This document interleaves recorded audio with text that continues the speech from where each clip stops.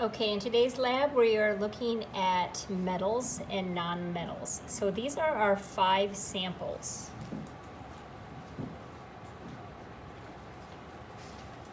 And then on your lab sheet you have this chart that you need to fill in. So we have carbon, magnesium, aluminum, sulfur, and tin. So you want to write their appearance, if they're shiny or dull, if they're malleable or brittle, then you're going to predict whether it conducts electricity. This one, there's a typo. It shouldn't say prediction. It just said electrical conductivity. You're going to write whether it does, and then you're going to write whether the sample is a metal or a non-metal. Okay, and so this is our first sample. This is carbon. Okay, so we're going to fill in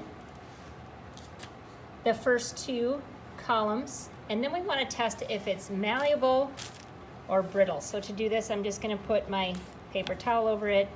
I'm going to give it a little whack. Okay, and then this is what happens. So please record your data. The next thing I'm going to do is test its electrical conductivity. Okay, with this thing, if it conducts electricity, okay, it's going to make a little noise like that.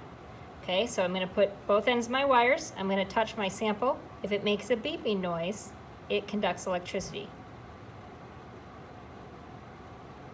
Okay, record your results in your lab sheet. The next one is magnesium. So this is our next sample that we're looking at. Okay, so I'm going to,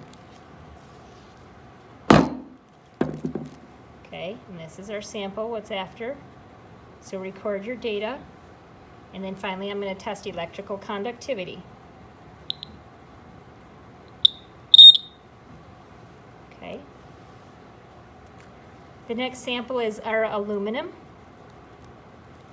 Okay, so we're going to test if it's malleable or brittle. Okay, and then we are going to test electrical conductivity.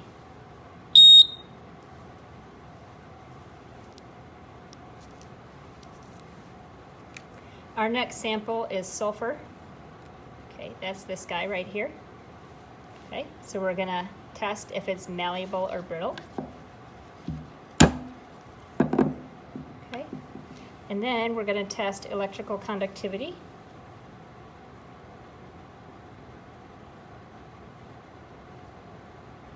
Okay, and then our final sample, I'm going to turn my paper towel around. Our final sample, this is tin. I'm going to test malleability. Okay. And then we're going to test that electrical conductivity.